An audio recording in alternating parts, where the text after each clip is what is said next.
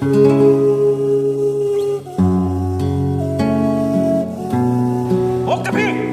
Nang mumanaso ay nang si wasak na hayos ni nang tungganing amoy. Tui! ꯑꯩꯒꯤ ꯍꯥꯏꯕꯨ ꯂꯦꯝꯍꯧꯔꯤꯕ ꯄꯨꯟꯁꯤꯁꯤꯗ ꯑꯩꯈꯣꯏꯅ ꯇꯧꯒꯗꯕꯁꯤ ꯑꯔꯥꯟꯕ ꯇꯧꯗ꯭ꯔꯒ ꯂꯣꯏꯔꯦ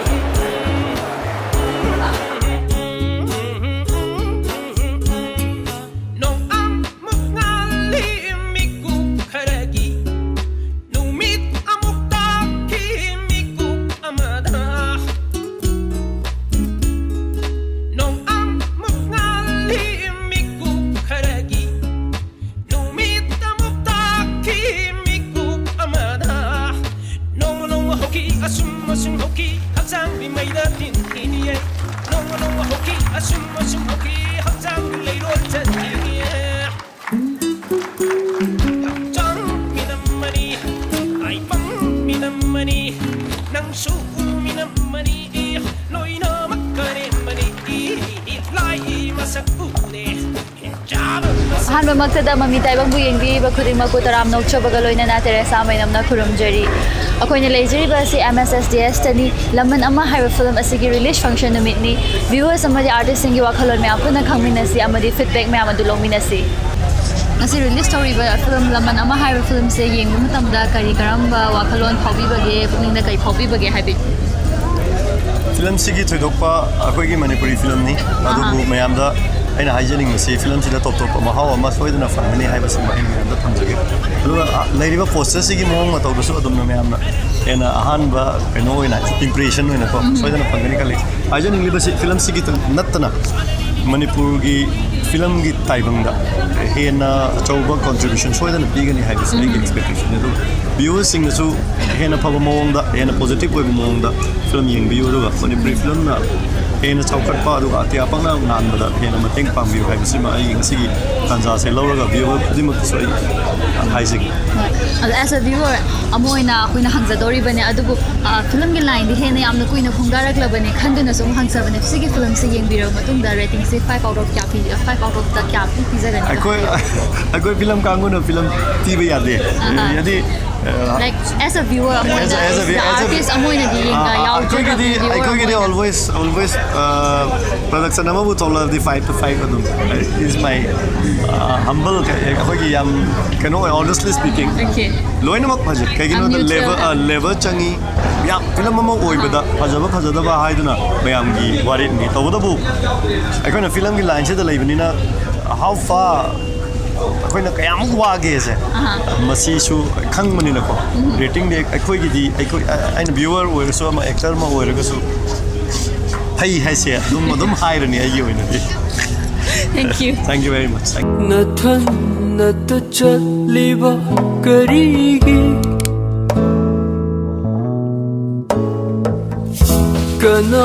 asu laitaba mafamduda ꯏꯌꯥꯝꯕꯒꯤ ꯃꯤꯡ ꯑꯃꯗꯤ ꯂꯩꯐꯝ ꯍꯥꯏꯕꯤꯌꯨ ꯑꯩ ꯏꯁꯥꯒꯤ ꯃꯤꯡꯁꯦ ꯎꯇꯝ ꯀꯨꯃꯥꯔ ꯈꯦꯇ꯭ꯔꯤꯃꯌꯨꯝ ꯑꯩ ꯏꯁꯥꯒꯤ ꯂꯩꯐꯝꯅ ꯊꯧꯕꯥꯜ ꯇꯥꯡꯖꯦꯡ ꯑꯗꯨ ꯐꯤꯂꯝꯁꯤ ꯌꯦꯡꯕ ꯀꯥꯟꯗ ꯄꯨꯛꯅꯤꯡꯗ ꯀꯩ ꯐꯥꯎꯕꯤꯕꯒꯦ ꯐꯤꯂꯝꯁꯤ ꯌꯦꯡꯕ ꯃꯇꯝꯗ ꯋꯥꯈꯜꯗꯀꯣ ꯌꯥꯝ ꯅꯨꯡꯉꯥꯏꯈ꯭ꯔꯦ ꯑꯗꯨꯛꯀꯤ ꯃꯇꯤꯛ ꯌꯥꯝꯅ ꯔꯤꯌꯦꯂꯤꯁꯇꯤꯛ ꯑꯣꯏꯔꯦ ꯐꯤꯂꯝꯁꯦ ꯑꯗꯨꯒ ꯃꯁꯤꯒꯤ ꯐꯤꯂꯝꯁꯦ ꯄꯨꯊꯣꯔꯛꯄ ꯃꯇꯝꯗ ꯑꯩꯈꯣꯏꯒꯤ ꯃꯅꯤꯄꯨꯔꯒꯤ ꯁꯣꯁꯥꯏꯇꯤꯁꯤꯗꯀꯣ ꯑꯗꯨꯛꯀꯤ ꯃꯇꯤꯛ ꯌꯥꯝꯅ ꯃꯦꯁꯦꯖꯁꯦ ꯄꯤꯔꯅꯤ ꯑꯗꯨꯒ ꯃꯥꯏ ꯃꯤꯠꯁꯨ ꯌꯥꯝꯅ ꯁꯤꯡꯒꯅꯤ ꯌꯥꯝ ꯑꯐꯕ ꯑꯣꯏꯒꯅꯤꯅ ꯈꯜꯂꯦ ꯑꯩ ꯋꯥꯈꯜꯗ ꯊꯥꯒꯠꯆꯔꯤ ꯅꯕꯥꯅꯤ ꯊꯕꯛ ꯇꯧꯕꯤꯌꯨ ꯃꯥꯒ ꯑꯩꯒ ꯗꯥꯏꯔꯦꯛ ꯊꯕꯛ ꯇꯧꯕꯤꯌꯨ ꯑꯗꯨꯕꯨ ꯑꯩꯅ ꯅꯪꯉꯣꯟꯗꯒꯤ ꯍꯦꯟꯅ ꯁꯤꯡꯕ ꯍꯦꯜꯂꯤꯅꯦ ꯑꯄꯪ ꯁꯤꯕꯤ ꯀꯧꯈꯤꯗꯥꯏꯅꯦ Lesson number 1 ꯃꯤꯡ ꯑꯃꯗꯤ ꯂꯩꯐꯝ ꯍꯥꯏꯕꯤꯌꯨꯕ ꯁꯨꯄ꯭ꯔꯤꯌꯥ ꯅꯃꯣꯏꯕꯨꯡ ꯁꯦꯔꯥꯝ ꯂꯩꯔ ꯑꯣꯀꯦ ꯑꯗꯣ ꯁꯤꯒꯤ ꯐꯤꯂꯝꯁꯤ ꯌꯦꯡꯕ ꯀꯥꯟꯗ ꯀꯩ ꯐꯥꯎꯕꯤꯕꯒꯦ ꯑꯩꯈꯣꯏ ꯍꯥꯟꯅ ꯐꯤꯂꯝ ꯃꯌꯥꯝ ꯑꯃ ꯌꯦꯡꯈ꯭ꯔꯦꯀꯣ ꯗ꯭ꯔꯛꯀꯤ ꯃꯔꯝꯗ ꯃꯦꯁꯦꯖ ꯄꯤꯕ ꯃꯌꯥꯝ ꯑꯃ ꯉꯁꯤꯒꯤ ꯐꯤꯂꯝꯁꯤꯅ ꯇꯣꯞ ꯇꯣꯞꯄ ꯑꯅꯧꯕ ꯇ꯭ꯔꯦꯟ ꯑꯃꯅꯦꯕ ꯔꯣꯃꯥꯟꯁ ꯌꯥꯎꯗꯦ ꯏꯁꯩ ꯅꯣꯡꯃꯥꯏ ꯑꯝꯇ ꯌꯥꯎꯗꯦ ꯑꯗꯨꯒ ꯗ꯭ꯔꯛꯀꯤ ꯃꯔꯝꯗ ꯄꯤꯕ ꯃꯦꯁꯦꯖꯅꯦꯕꯀꯣ ꯁꯤꯒꯤ ꯁꯤꯅꯦꯃꯥꯁꯤꯅ ꯍꯌꯦꯡ ꯍꯣꯜꯗ ꯂꯥꯛꯄ ꯃꯇꯝꯗꯗꯤ ꯃꯌꯥꯝꯅ ꯌꯥꯝ ꯄꯥꯝꯅꯕ ꯁꯤꯅꯦꯃꯥ ꯑꯃ ꯑꯣꯏꯒꯅꯤ ꯍꯣꯏ ꯑꯗꯣ ꯐꯤꯂꯝꯁꯦ ꯌꯦꯡꯕꯗꯗꯤ ꯌꯥꯝ ꯅꯨꯡꯉꯥꯏꯈꯤꯕ꯭ꯔꯥ ꯅ ꯈꯟꯕꯤꯕ꯭ꯔꯥ ꯌꯥꯝ ꯅꯨꯡꯉꯥꯏꯔꯝꯗꯧꯗꯤ ꯃꯥꯜꯂꯦ ꯌꯥꯝ ꯅꯨꯡꯉꯥꯏꯌꯦ ꯑꯣꯀꯦ ꯊꯦꯡꯛ ꯌꯨ ꯑꯇꯣꯞꯄ ꯐꯤꯂꯝꯁꯨ ꯃꯌꯥꯝ ꯃꯌꯥꯝ ꯌꯦꯡꯕ ꯂꯥꯛꯄꯤꯌꯨꯀꯣ ꯍꯣꯏ ꯂꯥꯛꯀꯦ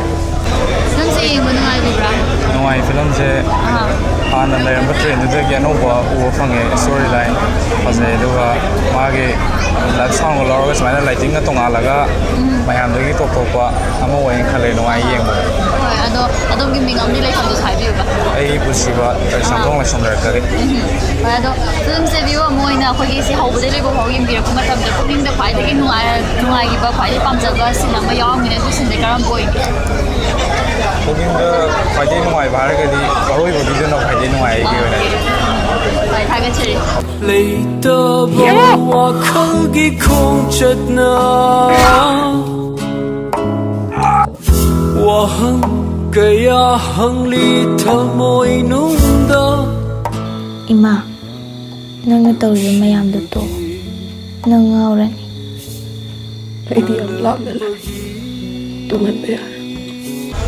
ꯍꯧꯖꯤꯛ ꯑꯩꯈꯣꯏꯅ ꯎꯅꯖꯔꯤꯕ ꯑꯁꯤ ꯂꯃꯟ ꯑꯃ ꯍꯥꯏꯕ ꯐꯤꯂꯝ ꯑꯁꯤꯒꯤ ꯑꯥꯔꯇꯤꯁ ꯑꯃ ꯑꯣꯏꯔꯤꯕ ꯖꯣꯇꯤꯟ ꯀꯟꯌꯥ ꯍꯥꯟꯅꯃꯛꯇꯗ ꯊꯥꯒꯠꯆꯕ ꯐꯣꯡꯗꯣꯛꯆꯔꯤ ꯐꯤꯂꯝ ꯑꯁꯤꯗ ꯗꯗꯥꯒꯤ ꯔꯣꯜꯁꯦ ꯀꯔꯝꯕ ꯔꯣꯜꯅꯣ ꯑꯝꯇ ꯍꯥꯏꯕꯤꯌꯨꯕ ꯐꯤꯂꯝ ꯑꯁꯤꯗ ꯑꯩꯒꯤ ꯔꯣꯜꯁꯦ ꯑꯩꯈꯣꯏꯒꯤ ꯚꯦꯂꯦꯟ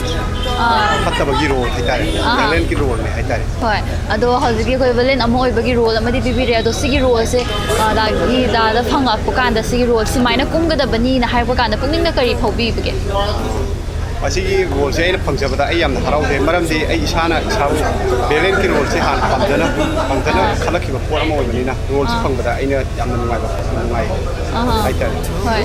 ꯑꯗꯨꯒ ꯐꯤꯂꯝ ꯑꯁꯤꯅ ꯀꯔꯝꯕ ꯃꯦꯁꯦꯖ ꯄꯤꯕꯒꯦ ꯍꯥꯏꯕꯗꯤ ꯍꯥꯏꯐꯦꯠ ꯁꯝꯂꯞꯅ ꯑꯩꯈꯣꯏꯒ ꯚ꯭ꯌꯨꯋꯔꯁ ꯈꯨꯗꯤꯡꯃꯛꯅ ꯈꯪꯅꯕ ꯍꯥꯏꯐꯦꯠꯇꯪ ꯍꯥꯏꯕꯤꯌꯨꯕ ꯐꯤꯂꯝ ꯑꯁꯤꯅ ꯃꯌꯥꯝꯗ ꯄꯤꯅꯔꯤꯕ ꯃꯦꯁꯦꯖꯁꯦ ꯑꯩꯈꯣꯏꯒꯤ ꯍꯧꯖꯤꯛ ꯃꯅꯤꯄꯨꯔ ꯁꯥꯁꯟꯗ ꯍꯧꯖꯤꯛ ꯑꯣꯏꯔꯤꯕꯁꯤꯗ ꯗ꯭ꯔꯛ ꯂꯂꯣꯟꯕ ꯑꯁꯤꯅ ꯀꯗꯥꯏꯕꯨ ꯃꯥꯡꯍꯟꯒꯦ ꯍꯥꯏꯕꯁꯦ ꯐꯠꯇꯕ ꯀꯌꯥꯝ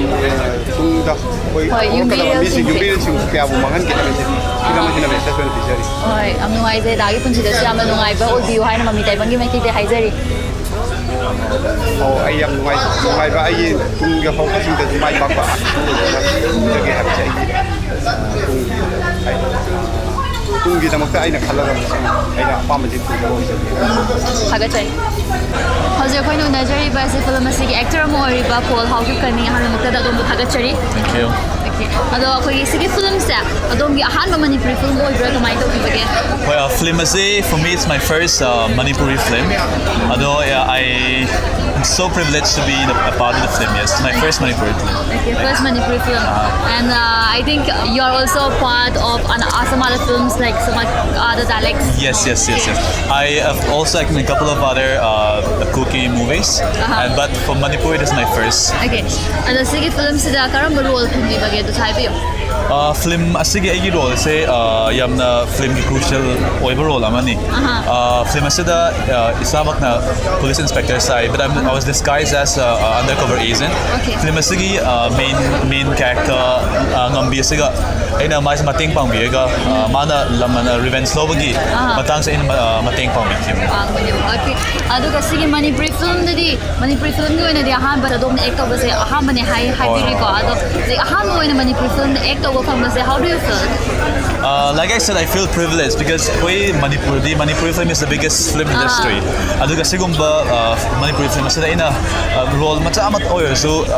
being a part of the film itself is such a privilege for me, and I would like to thank the director, the producer, and the entire cast of the film for doing all such a fabulous job. Thank you. Naitom hingba ngamloi khangna Nathan nata chatliva karigi Naitom hingba ngamloi khangna ꯑꯩꯈꯣꯏꯅ ꯍꯧꯖꯤꯛ ꯎꯅꯖꯔꯤꯕꯁꯤ ꯂꯃꯟ ꯑꯃ ꯍꯥꯏꯕ film ꯑꯁꯤꯒꯤ lead actor ꯑꯣꯏꯔꯤꯕ ꯁꯔꯣꯖꯥꯒꯅꯤ ꯑꯍꯥꯟꯕꯃꯛꯇꯗ ꯃꯃꯤ ꯇꯥꯏꯕꯪꯒꯤ ꯃꯥꯏꯀꯩꯗꯒꯤ ꯑꯗꯣꯝꯕꯨ ꯊꯥꯒꯠꯄ ꯐꯣꯡꯗꯣꯛꯆꯔꯤ ꯊꯥꯒꯠꯆꯔꯤ ꯍꯜꯂꯣ ꯑꯩꯈꯣꯏꯒꯤ ꯐꯤꯂꯝ ꯑꯁꯤꯗ ꯂꯤꯗ ꯑꯦꯛꯇꯔ ꯑꯃꯒꯤ ꯔꯣꯜ ꯑꯃ ꯐꯪꯕꯤꯕꯁꯦ ꯀꯃꯥꯏꯅ ꯐꯪꯕꯤꯈꯤꯕꯅꯣ ꯍꯥꯏꯕꯒꯤ ꯁꯤꯒꯤ ꯕ꯭रीफ ꯍꯤꯁꯇ꯭री ꯑꯃ ꯍꯥꯏꯐꯦꯠꯇꯪ ꯍꯥꯏꯕꯤꯌꯨꯕ ꯑꯣ ꯐꯤल्मꯁꯤꯒꯤ ꯗꯤꯔꯦꯛꯇꯔ ꯃꯤꯁꯇꯔ ꯁꯅꯠ ꯑꯔꯤꯕꯝꯁꯦ ꯃꯥꯅ ꯑꯩꯁꯦ ꯍꯥꯟꯅ ꯑꯩ ꯁꯣꯔꯠ ꯐꯤल्म ꯑꯃꯈꯛ ꯑꯩ ꯊꯥꯏꯅ ꯅꯝꯈꯤꯕ ꯑꯃꯈꯛ ꯂꯩ ꯑꯗꯨ ꯍꯥꯟꯅ ꯁꯨꯃꯥꯏꯅ ꯎꯈꯤꯕ ꯍꯥꯏꯇꯥꯔꯦ ꯁꯣꯏꯗꯅ ꯍꯔ ꯁ꯭ꯇꯣꯔꯤ ꯀꯧꯋꯦꯕ ꯁꯣꯔꯠ ꯐꯤल्ꯃꯁꯤꯒꯤ ꯃꯃꯤꯡ ꯑꯗꯨ ꯎꯔꯨꯕ ꯃꯇꯝꯗ ꯃꯥꯅ ꯃꯥꯒꯤ ꯐꯤल्मꯁꯤꯒꯤ ꯃꯥꯒꯤ ꯀꯣꯛꯇ ꯍꯥꯟꯅ ꯂꯩꯔꯦꯗꯅ ꯃꯥꯒꯤ ꯀꯦꯔꯦꯛꯇꯔꯁꯤꯒ ꯃꯥꯁꯤ ꯆꯥꯟꯅꯕ ꯁꯨꯝꯈꯛ ꯆꯥꯟꯅꯕꯅꯦꯅ ꯐꯥꯎꯈꯤꯕ ꯍꯥꯏꯇꯥꯔꯦ ꯑꯗꯨꯒ ꯑꯗꯨꯃꯥꯏꯅ ꯑꯣꯏꯗꯧ ꯃꯥꯜꯂꯤ ꯀꯥꯏꯅꯒ ꯁꯨꯝ ꯈꯟꯈꯤꯕ ꯍꯥꯏꯇꯥꯔꯦ ꯑꯗꯨꯃꯥꯏꯅ ꯃꯥꯅ ꯍꯥꯏꯔꯛꯑꯦ ꯃꯥ ꯑꯗꯨꯃꯥꯏꯅ ꯆꯥꯟꯅꯗꯧ ꯃꯥꯜꯂꯦ ꯍꯥꯏꯔꯀꯥꯟꯗ ꯊꯤꯕꯤꯔꯛꯑꯦ ꯌꯨꯝꯗ ꯂꯥꯛꯑꯦ ꯃꯥꯁꯦ ꯑꯗꯨꯃꯥꯏꯅ ꯍꯥꯏꯌꯦꯕ ꯑꯗꯨꯃꯥꯏꯅ ꯑꯗꯨꯝ ꯃꯥꯅ ꯂꯥꯛꯈꯤꯕꯅꯦ ꯍꯥꯏꯇꯥꯔꯦ ꯑꯗꯨꯃꯥꯏꯅ ꯑꯗꯨꯗꯤ ꯑꯗꯨꯒꯤ ꯔꯣꯜꯁꯦ ꯂꯤꯗ ꯑꯦꯛꯇꯔꯒꯤ ꯔꯣꯜ ꯑꯃ ꯄꯤꯕꯤꯔꯛꯄ ꯃꯇꯝꯗ ꯂꯥꯏꯛ ꯍꯥꯎ ꯗꯨ ꯌꯨ ꯐꯤꯜ ꯌꯥꯝ ꯅꯨꯡꯉꯥꯏꯖꯩ ꯍꯥꯏꯕ ꯇꯥꯔꯦꯀꯣ ꯁꯤꯒꯨꯝꯕꯒꯤ ꯑꯩꯈꯣꯏꯅ ꯈꯨꯗꯣꯡꯆꯥꯕ ꯑꯃꯈꯛ ꯑꯩꯈꯣꯏꯒꯤ ꯀꯩ ꯍꯥꯏꯅꯤ ꯇꯦꯂꯦꯟꯠ ꯑꯩꯈꯣꯏꯅ ꯀꯩꯅꯣ ꯇꯧꯖꯅꯤꯡꯉꯤꯕ ꯄꯣꯠ ꯑꯩꯅ ꯑꯦꯛ ꯇꯧꯖꯅꯤꯡꯉꯤꯕ ꯄꯣꯠ ꯁꯤꯒꯤ ꯇꯟꯖꯥ ꯑꯃꯈꯛ ꯄꯤꯕꯤꯕꯁꯦ ꯌꯥꯝ ꯅꯨꯡꯉꯥꯏꯖꯩ ꯍꯥꯏꯕ ꯇꯥꯔꯦꯀꯣ ꯑꯩꯈꯣꯏꯅ ꯍꯧꯖꯤꯛ ꯎꯅꯖꯔꯤꯕꯁꯤ ꯔꯤꯅꯥꯎꯟ ꯐꯤꯂꯝ ꯗꯤꯔꯦꯛꯇꯔ ꯔꯣꯃꯤ ꯃꯩꯇꯩꯒꯅꯤ ꯑꯣꯖꯥ ꯐꯤꯂꯝ ꯑꯁꯤꯒꯤ ꯏꯟꯚꯥꯏꯇꯤ ꯑꯃ ꯑꯣꯏꯅ ꯌꯦꯡꯕ ꯂꯥꯛꯄꯤꯔꯤꯕꯅꯤ ꯑꯗꯣ ꯗꯤꯔꯦꯛꯇꯔ ꯑꯃ ꯑꯣꯏꯅ ꯐꯤꯂꯝ ꯑꯁꯤꯗ ꯀꯔꯤ ꯈꯦꯠꯅꯕ ꯃꯌꯥꯝꯗꯒꯤ ꯈꯔ ꯇꯣꯞꯄ ꯐꯤꯂꯝꯁꯤꯗ ꯀꯔꯤ ꯎꯕ ꯐꯪꯕꯤꯕꯒꯦ ꯀꯩ ꯈꯦꯠꯅꯕ ꯍꯥꯟꯅ ꯍꯥꯏꯔꯣꯏꯒꯦ ꯍꯥꯏꯗꯤ ꯑꯣꯜꯃꯣꯁ ꯂꯣꯏꯅꯃꯛ ꯈꯦꯠꯅꯔꯕ ꯀꯩꯅꯣꯅꯤ ꯑꯍꯥꯟꯕꯗ ꯑꯩ ꯃꯁꯤꯒꯤ ꯏꯟꯚꯤꯇꯦꯁꯟ ꯐꯪꯕꯁꯦ ꯐꯤल्मꯁꯤꯒꯤ ꯑꯩ ꯄ꯭ꯔꯗꯛꯁꯟ ꯇꯤꯝꯗꯨꯗ ꯑꯩ ꯂꯃꯟ ꯑꯃ ꯇꯣꯟꯁꯤꯟꯖꯔꯦꯅ ꯂꯧꯋꯦ ꯃꯔꯝꯗꯤ ꯑꯩꯁꯦ ꯏꯁꯥꯁꯦ ꯐꯤल्म ꯅꯝꯕꯁꯦ ꯑꯗꯨꯝ ꯇꯜꯂꯛꯇꯅ ꯍꯥꯏꯇꯥꯔꯦ ꯑꯩꯒꯤ ꯑꯄꯥꯝꯕ ꯁꯨꯝ ꯑꯄꯥꯝꯕꯅ ꯑꯗꯨꯝ ꯍꯦꯜꯂꯒ ꯅꯝꯕꯗꯤ ꯁꯨꯝ ꯉꯝꯃꯛꯇꯕ ꯑꯗꯣ ꯔꯥꯏꯠ ꯑꯗꯨꯒꯨꯝꯕ ꯃꯌꯥꯝ ꯂꯩꯕꯁꯤꯗ ꯍꯥꯏꯗꯤ ꯋꯥꯔꯜ ꯁꯤꯅꯦꯃꯥꯁꯨ ꯌꯥꯝꯅ ꯌꯦꯡꯉꯦ ꯑꯩꯒꯤ ꯑꯁꯦꯡꯕ ꯏꯟꯇꯔꯦꯁꯁꯦ ꯑꯗꯨꯅꯦ ꯑꯗꯣ ꯏꯈꯪ ꯈꯪꯍꯧꯗꯅ ꯍꯥꯏꯇꯥꯔꯦ ꯑꯣꯜ ꯑꯣꯐ ꯁꯗꯟ ꯉꯁꯤ ꯑꯩꯈꯣꯏ ꯁꯤꯅꯦꯠꯀꯤ ꯐꯤल्मꯁꯦ ꯂꯃꯟ ꯑꯃꯁꯤꯗ ꯁꯣ ꯕ꯭ꯌꯨꯇꯤꯐꯨꯜꯂꯤ ꯃꯦꯗ ꯑꯩꯕꯨ ꯍꯥꯏꯖꯧ ꯍꯥꯏꯇꯥꯔꯒꯗꯤ ꯃꯁꯤ ꯃꯅꯤꯄꯨꯔꯤ ꯁꯤꯅꯦꯃꯥꯒꯤ ꯆꯠꯂꯤꯕ ꯀꯩꯅꯣꯁꯤꯗ it's a new horizon in Manipuri cinema ꯑꯩ ꯁꯨꯃꯥꯏꯅ ꯊꯝꯅꯤꯡꯉꯦ ꯂꯃꯟ ꯑꯃꯁꯦ ꯏꯠꯁ ꯑꯦ ꯃꯁꯠ ꯁꯤ ꯐꯤल्म ꯃꯁꯤ ꯃꯌꯥꯝ ꯁꯨꯡꯁꯣꯏ ꯁꯣꯏꯗꯅ ꯌꯦꯡꯕꯤꯌꯨ ꯑꯃꯁꯨꯡ ꯏꯠꯁ ꯑ ꯃꯁꯠ ꯁꯤ ꯐꯤल्म ꯃꯁꯤ ꯁꯨꯃꯥꯏꯅ ꯊꯝꯖꯅꯤꯡꯉꯤ ꯑꯃꯔꯣꯝꯗ ꯐꯤꯂꯝꯁꯦ ꯑꯅꯧꯕ ꯇꯦꯁ ꯑꯃ ꯑꯦꯛꯁꯄꯦꯔꯤꯃꯦꯟꯠꯀꯤ ꯇꯥꯏꯞꯇ ꯅꯝꯃꯛꯄꯅꯤꯅ ꯑꯩꯈꯣꯏ ꯀꯟꯇꯤꯅ꯭ꯌꯨꯇꯤ ꯀꯥꯏꯕ ꯍꯥꯏꯕ ꯑꯃꯁꯨ ꯂꯩꯗꯅ ꯑꯗꯣ ꯁꯤꯒꯤ ꯐꯤꯂꯝꯁꯤꯗꯗꯤ ꯀꯟꯇꯤꯅ꯭ꯌꯨꯇꯤꯁꯦ ꯀꯃꯥꯏꯅ ꯐ꯭ꯂꯣ ꯑꯃꯗ ꯂꯩꯔꯛꯄ꯭ꯔꯥ ꯀꯃꯥꯏꯅ ꯇꯧꯕꯤꯒꯦ ꯑꯗꯨꯁꯨ ꯍꯥꯏꯐꯦꯠ ꯑꯣꯄꯤꯅꯤꯌꯟ ꯑꯃ ꯍꯥꯏꯕꯤꯔꯣ ꯍꯣꯏ ꯐꯤल्मꯗ ꯀꯟꯇꯤꯅ꯭ꯌꯨꯇꯤꯁꯦ ꯃꯦꯇꯔ ꯀꯣ ꯏꯠ ꯃꯦꯇꯔꯁ ꯕꯠ ꯁꯤꯒꯤ ꯂꯃꯟ ꯑꯃꯁꯤꯗꯗꯤ ꯃꯥꯒꯤ ꯂꯩꯔꯤꯕ ꯑꯩꯈꯣꯏꯒꯤ ꯄꯨꯟꯁꯤꯒꯤ ꯀꯩꯅꯣ ꯍꯥꯏꯇꯥꯔꯦ ꯆꯦꯟꯊꯔꯤꯕ ꯏꯆꯦꯜ ꯀꯣ ꯁꯤꯗꯩꯁꯤꯗ ꯑꯩꯈꯣꯏꯒꯤ ꯅꯨꯄꯤ ꯀꯦꯔꯦꯛꯇꯔ ꯉꯁꯥꯏꯒꯤ ꯄ꯭ꯔꯣꯇꯥꯒꯣꯅꯤꯁ ꯉꯝꯕꯤꯁꯤ ꯊꯦꯡꯅꯔꯤꯕ ꯃꯥꯒꯤ ꯍꯥꯔꯠꯁꯤꯞ ꯁꯤꯗꯩꯁꯤꯗ ꯃꯥꯒꯤ ꯑꯩꯈꯣꯏꯅ ꯀꯩ ꯍꯥꯏꯇꯥꯔꯦ ꯄꯨꯔꯛꯏꯕ ꯀꯦꯃꯦꯔꯥꯒꯤ ꯀꯟꯇꯤꯅ꯭ꯌꯨꯇꯤꯗꯣ ꯌꯥꯝꯅ ꯏꯝꯄꯣꯔꯇꯦꯟ ꯑꯣꯏꯗꯦ ꯃꯥꯒꯤ ꯇꯪꯗꯨ ꯂꯩꯇꯥꯗꯕ ꯄꯨꯟꯁꯤꯒꯤ ꯈꯨꯠꯇ ꯍꯧꯖꯤꯛꯀꯤ ꯑꯦꯟꯇꯥꯌꯔ ꯇꯤꯝꯁꯤꯅ ꯃꯥꯒꯤ ꯀꯦꯃꯦꯔꯥ ꯐ꯭ꯔꯦꯃꯤꯡꯗꯒꯤ ꯑꯗꯨꯒ ꯃꯥꯒꯤ ꯁ꯭ꯀ꯭ꯔꯤꯟ ꯔꯥꯏꯇꯤꯡꯒꯤ ꯍꯩꯁꯤꯡꯕ ꯄꯣꯔꯛꯏꯕ ꯄ꯭ꯂꯣꯠꯁꯦ ꯑꯦꯛꯖꯦꯛꯠꯂꯤ ꯌꯥꯝꯅ ꯀ꯭रिꯁꯇꯜ ꯀ꯭ꯂꯤꯌꯔ ꯑꯩꯈꯣꯏꯗ ꯄꯨꯔꯒ ꯂꯣꯏꯕꯐꯥꯎ ꯍꯥꯏꯇꯥꯔꯦ ꯑꯂꯣꯏꯕꯁꯤ ꯀꯔꯤꯅꯣ ꯐꯤल्मꯁꯤꯒꯤ ꯑꯩ ꯀꯟꯇꯦꯟꯇ ꯊꯥꯖꯕ ꯑꯃꯅꯤ ꯑꯔꯣꯏꯕꯗ ꯊꯥꯖꯗꯦ ꯑꯩ ꯐꯤल्म ꯍꯥꯏꯕꯁꯤ ꯃꯅꯨꯡꯒꯤ ꯀꯟꯇꯦꯟꯇꯣ ꯌꯥꯝ ꯊꯥꯖꯩ ꯕꯠ ꯁꯤꯒꯤ ꯀꯩꯅꯣꯁꯤꯗꯁꯨ ꯀꯟꯇꯦꯟꯁꯦ ꯐꯖꯅ ꯏꯚꯟ ꯌꯦꯡꯅ ꯃꯁꯤ ꯀꯃꯥꯏꯅ ꯂꯣꯏꯁꯤꯟꯒꯗꯒꯦꯅ ꯑꯩ ꯃꯅꯨꯡꯗꯐꯥꯎ ꯈꯜꯍꯜꯂꯦ ꯍꯧꯖꯤꯛꯀꯤ ꯁ꯭ꯀ꯭ꯔꯤꯟ ꯔꯥꯏꯇꯤꯡꯒꯤ ꯃꯥꯒꯤ ꯍꯩꯁꯤꯡꯕꯁꯦ ꯍꯥꯏꯇꯥꯔꯦ ꯃꯁꯤ ꯌꯥꯝꯅ ꯅꯨꯡꯉꯥꯏ ꯍꯥꯏꯗꯤ ꯑꯥꯏ ꯑꯦꯝ ꯁꯣ ꯍꯦꯄꯤ ꯉꯁꯤꯗꯤ ꯌꯥꯝ ꯊꯤꯅ ꯑꯦꯛꯁꯥꯏꯇꯦꯗ ꯑꯣꯏ ꯀꯔꯝ ꯀꯥꯟꯗ ꯐꯖꯕ ꯐꯤल्म ꯌꯦꯡꯈ꯭ꯔꯒꯦ ꯍꯥꯏꯕꯁꯤ ꯀꯥꯎꯈ꯭ꯔꯕ ꯀꯩꯅꯣ ꯑꯣꯏꯁꯜꯂꯕꯅꯦ ꯑꯦꯛꯁꯦꯞ ꯋꯥꯔꯜ ꯁꯤꯅꯦꯃꯥ ꯅꯠꯇꯅ ꯑꯩ ꯅꯝꯃꯤ ꯐꯤल्मꯁꯤꯕꯨ ꯑꯩ ꯑꯃꯨꯛ ꯄ꯭ꯔꯤꯃꯤꯌꯔꯗꯨ ꯌꯦꯡꯉꯝꯃꯒ ꯑꯗꯨꯝ ꯌꯦꯡꯗꯦ ꯃꯌꯥꯝ ꯌꯥꯅꯕ ꯅꯝꯈꯤꯕꯅꯦ ꯕꯠ ꯃꯅꯤꯄꯨꯔ ꯐꯤल्म ꯏꯟꯗꯁꯇ꯭ꯔꯤꯗ ꯍꯧꯖꯤꯛ ꯁꯨꯃꯥꯏꯅ ꯁꯤꯒꯤ ꯇꯤꯝꯁꯤꯅꯀꯣ ꯐꯤल्म ꯑꯃ ꯅꯝꯃꯛꯄꯁꯤ ꯌꯥꯝ ꯍꯔꯥꯎꯋꯦ ꯔꯤꯌꯦꯂꯤ ꯑꯦꯛꯁꯥꯏꯇꯦꯗ ꯊꯦꯡꯛ ꯌꯨ ꯍꯧꯖꯤꯛ ꯑꯩꯈꯣꯏꯅ ꯎꯅꯖꯔꯤꯕꯁꯤ ꯐꯤꯂꯝꯁꯤꯒꯤ ꯗꯤꯔꯦꯛꯇꯔ ꯁꯅꯠ ꯑꯔꯤꯕꯝꯅꯤ ꯑꯍꯥꯟꯕꯗ ꯐꯤꯂꯝ ꯑꯁꯤꯒꯨꯝꯕ ꯐꯤꯂꯝ ꯄꯨꯊꯣꯔꯛꯄꯩꯗꯃꯛꯇ ꯃꯃꯤ ꯇꯥꯏꯕꯪꯒꯤ ꯃꯥꯏꯀꯩꯗꯒꯤ ꯊꯥꯒꯠꯆꯔꯤ ꯊꯦꯡꯛ ꯌꯨ ꯑꯗꯣ ꯐꯤꯂꯝꯁꯤ ꯄꯨꯊꯣꯛꯈꯤꯕꯗ ꯑꯋꯥ ꯅꯨꯡꯉꯥꯏ ꯃꯌꯥꯝ ꯊꯦꯡꯅꯔꯝꯒꯅꯤꯅ ꯈꯜꯂꯦ ꯑꯗꯣ ꯍꯥꯏꯐꯦꯠꯇꯪ ꯄꯥꯎꯗꯝꯕꯤꯌꯨ ꯑꯋꯥꯕ ꯍꯥꯏꯔꯒꯗꯤ ꯇꯦꯛꯅꯤꯀꯦꯜꯂꯤ ꯌꯦꯡꯉꯒ ꯑꯩꯈꯣꯏꯅ ꯂꯥꯏꯚ ꯁꯥꯎꯟ ꯁꯤꯖꯤꯟꯅꯕꯒꯤ ꯑꯋꯥꯕ ꯃꯌꯥꯝ ꯑꯃ ꯊꯦꯡꯅꯈꯤ ꯁꯣꯠꯁꯦ ꯀꯔꯤꯒꯨꯝꯕ ꯁꯣꯠꯁꯦ ꯑꯣꯀꯦ ꯇꯥꯔꯁꯨ ꯁꯥꯎꯟ ꯌꯥꯔꯝꯗꯗꯅ ꯍꯟꯖꯟꯅ ꯇꯦꯛ ꯂꯧꯕ ꯌꯥꯝ ꯌꯥꯎꯋꯦꯕꯀꯣ ꯑꯗꯨ ꯌꯥꯝ ꯋꯥꯏ ꯑꯗꯨꯒ ꯑꯩꯈꯣꯏꯒꯤ ꯑꯩꯅ ꯅꯝꯃꯤꯕ ꯃꯦꯊꯠꯁꯤꯁꯨ ꯃꯤꯅꯤꯃꯦꯂꯤꯁ ꯍꯥꯏꯅ ꯑꯩꯈꯣꯏꯒꯤ ꯌꯥꯝꯅ ꯔꯤꯌꯦꯂꯤꯁꯇꯤꯛ ꯑꯣꯏꯕ ꯌꯥꯝ ꯆꯝꯕ ꯁꯤꯁꯇꯦꯝ ꯁꯤꯖꯤꯟꯅꯕꯗꯣ ꯑꯗꯨꯅꯁꯨ ꯑꯔꯨꯕ ꯑꯃ ꯑꯣꯏꯈꯤꯕꯀꯣ ꯀꯩꯀꯩ ꯄꯣꯠ ꯃꯌꯥꯝ ꯍꯥꯞꯆꯟꯗꯅ ꯑꯇꯥꯡꯕ ꯀꯣꯁꯇ꯭ꯌꯨꯝ ꯂꯣꯀꯦꯁꯟ ꯀꯩꯀꯥ ꯃꯌꯥꯝ ꯇꯧꯕ ꯑꯣꯏꯔꯒꯗꯤ ꯈꯔꯁꯨ ꯑꯩꯈꯣꯏꯅ ꯁꯦꯝꯕ ꯌꯥꯔꯝꯒꯗꯧꯕ ꯑꯗꯣ ꯑꯩꯒꯤꯅ ꯑꯦꯁ ꯏꯠ ꯏꯁ ꯑꯩꯈꯣꯏꯒꯤ ꯂꯩꯕ ꯂꯣꯀꯦꯁꯟꯒꯤ ꯄ꯭ꯔꯣꯞꯁ ꯑꯗꯨꯒ ꯀꯩꯅꯣꯗꯣ ꯂꯣꯏ ꯁꯤꯖꯤꯟꯅꯕꯅꯤꯅ ꯃꯤꯅꯤꯃꯦꯂꯤꯁ ꯑꯦꯄ꯭ꯔꯣꯆ ꯁꯤꯖꯤꯟꯅꯕꯁꯦ ꯂꯨꯏ ꯑꯗꯣ ꯐꯤꯂꯝꯁꯦ ꯅꯝꯕꯗ ꯆꯍꯤ ꯀꯌꯥꯃꯨꯛꯇꯤ ꯆꯪꯒꯦ ꯇꯥꯏꯝ ꯄꯤꯔꯤꯌꯗꯁꯦ ꯀꯌꯥꯃꯨꯛ ꯆꯪꯕꯤꯒꯦ ꯅꯝꯕꯗ 1.5 yearsꯀꯨꯝꯕ ꯆꯪꯉꯤ ꯑꯗꯨꯒ ꯅꯝꯕ ꯂꯣꯏꯔꯒ editing tableꯗꯁꯨ ꯑꯃꯨꯛ 1 year ꯑꯃꯨꯛ ꯆꯪꯉꯤ ꯑꯗꯨꯅ ꯁꯥꯡꯅ ꯆꯪꯉꯤ ꯑꯩꯈꯣꯏꯒꯤ ꯑꯩꯈꯣꯏꯒ ꯀꯩ ꯍꯥꯏꯅꯤ ꯁꯤꯒꯨꯝꯕ ꯌꯥꯝꯅ ꯑꯅꯧ ꯑꯅꯧꯕ ꯇꯦꯛꯅꯤꯛ ꯃꯌꯥꯝ ꯁꯤꯖꯤꯟꯅꯔꯒ ꯄꯨꯊꯣꯔꯛꯂꯤꯕ ꯐꯤꯂꯝ ꯗꯤꯔꯦꯛꯇꯔꯁꯤꯡꯒꯤ ꯃꯔꯛꯇ ꯂꯥꯁ ꯑꯃꯅꯤ ꯑꯗꯣ ꯑꯅꯧ ꯑꯅꯧꯕ ꯌꯥꯝꯅ ꯃꯌꯥꯝꯗ ꯃꯦꯁꯦꯖ ꯅꯨꯡꯉꯥꯏꯕ ꯄꯤꯕ ꯃꯦꯁꯦꯖ ꯃꯌꯥꯝ ꯑꯃ ꯑꯣꯏꯕ ꯐꯤꯂꯝ ꯃꯌꯥꯝ ꯄꯨꯊꯣꯔꯛꯀꯅꯤꯅ ꯊꯥꯖꯩ. So guys, that were the feedback. Don't forget to watch the film and also don't forget to subscribe our YouTube channel to Mami Taibang. Thank you.